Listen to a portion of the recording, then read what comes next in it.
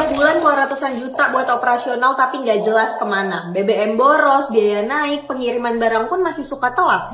Sebagai mantan finance di salah satu bisnis armada, saya sering banget nemu sopir yang bolak-balik reimburse duit solar. Solar yang harusnya bisa buat 3 hari, ini sehari aja udah habis. Jangan salah, zaman sekarang banyak oknum supir yang pintar manipulasi struk pengisian BBM. Dan gak sedikit juga oknum supir yang nyelundupin atau nyuri solar.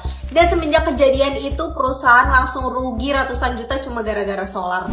Untungnya setelah tahu GPS ID udah gak ada lagi tuh oknum supir yang berani curi-curi solar. Jadi kita bisa cek berapa solar yang diisi dan terpakai selama perjalanan secara akurat. Bahkan waktu dan lokasi SPBU semuanya juga tercatat jelas sampai posisi kendaraan secara real time semuanya ada di GPS ID. Dengan data real time gampang banget kelihatan mana yang wajar, mana yang janggal. Kilometer pun gak bisa bohong, konsumsi bahan bakar semuanya tercatat lengkap di aplikasi GPS ID. Langsung aja cek link di bio untuk pemasangan biar uang solar aman dari oknum nakal.